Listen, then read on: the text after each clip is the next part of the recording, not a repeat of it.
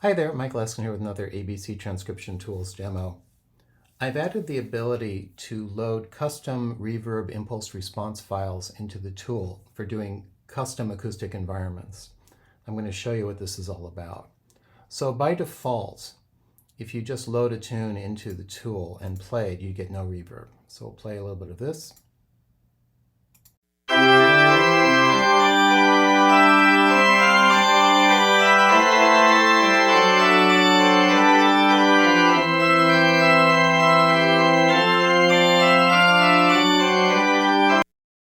Now recently I added the ability to define reverb parameters. So for example, you can say reverb and let's say Hall 2, and this is the dry fraction, so 0.7 of the original signal, and 0.3 of it will be from the effect. And now when we play this, we'll get the Hall 2 reverb effect.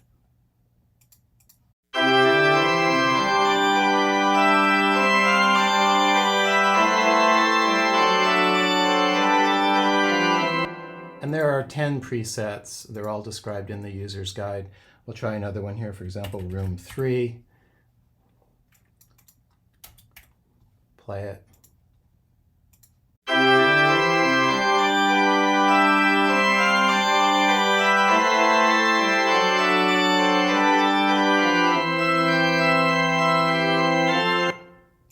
And this is using a technique called convolutional reverb, where they take a sample of a click in an acoustic environment, and then the resulting recording is actually convolved in real time with the audio, creating the same acoustic environment as the original click sample. So even though I have the 10 presets, I've now made it possible for you to load any acoustic environment you like. So if you go into the user's guide and into the adding reverb when playing tunes section, you'll see a list of the presets, and you can see there's a new one that says custom. And it says load the reverb impulse wave file from the advanced settings dialog. And there's actually a link here to the advanced settings dialog, and you'll see there's a new button, load custom reverb impulse. And if you scroll down lower, you'll find some information on load custom reverb impulse. And there's a link here to this site called Open Air Acoustic Impulse Responses. This is one of many sites out there that have these acoustic environment samples that you can load. So I'll go ahead and click on that, and you'll see there's a whole bunch of buildings listed here, different room sizes and that sort of thing. And what they've done is they've actually gone into these spaces and they've created these impulse response files that you can then use to simulate those audio environments in the tool. So for example, if we want to go down to this, let's see here, St. Andrew's Church. So we click on St. Andrew's Church, and you'll see there are impulse responses here. They have a little diagram of it. And then we can go ahead and download that response file. And I'll grab a couple of them here while we're here. So we've got the St. Andrew's Church. We'll also grab the Lady Chapel, St. Albans Cathedral.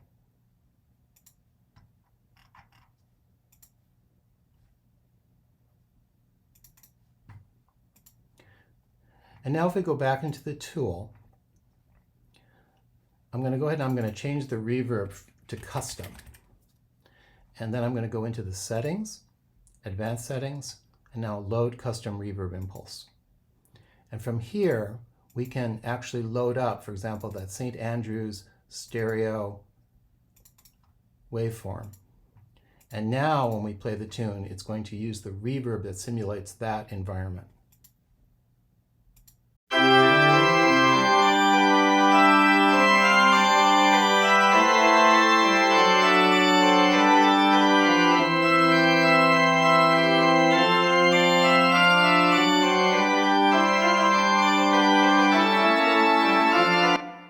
That's a fairly small environment. Let's try loading one of the other ones here. We'll go back into advanced settings, load custom reverb impulse, and we'll go to the Lady Chapel stereo. We'll say binaural. Play it.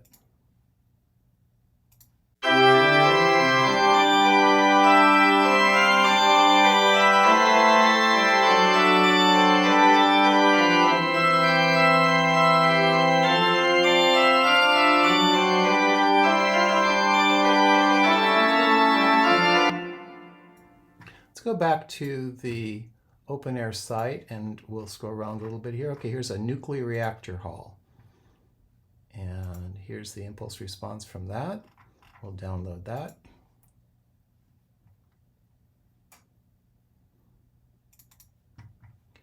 And go back to the tool. And we'll load one of the responses from that space.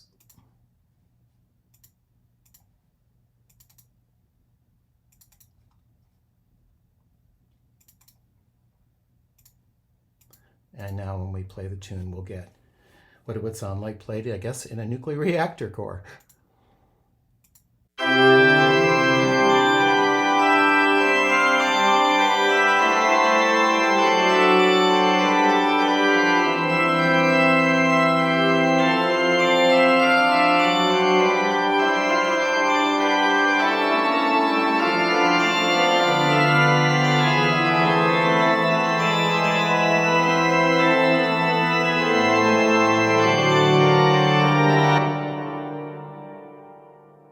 So like I said, there are many websites out there that have these reverb impulse files available for free download. I happen to like the ones that are here because there's a really nice collection of them that you can play with. So this is kind of a cool new feature for playing around with acoustic environments in the tool. The custom files are not saved between runs of the tool. So if you want to use the custom reverb, you're going to have to load that impulse file each time you run the tool. But I think it's kind of a fun way to experiment with acoustic environments. Also, in all cases, the reverb is only applied on live playback. If you do MP3 or WAV export, the reverb isn't added to the file. If you want to add reverb to an MP3 or WAV file export, you're going to need to do that in an external tool like Adobe Audition or some other audio editor. So one final note about reverb. As I mentioned earlier, by default, reverb is turned off. But if you decide that you want to have reverb on all the time, you can go into the settings, advanced settings, and there's a default reverb annotation where you can put in the parameters that you would like to use for any reverb you'd like applied all the time. With this value set, if there's a reverb annotation in a tune, the value in the tune will override the default. But this is what will be used if there is no reverb annotation in any tune. So this allows you to turn on reverb by default. Because the reverb is a little bit CPU intensive, I didn't want to turn it on by default, but I did want to provide a way that if you want to have reverb on all the time, this is how you would do it. So I think this is pretty cool. I hope you have fun playing with it. If you find any really interesting reverb impulse files out there, please feel free to share them or add them to the files area of the Facebook group.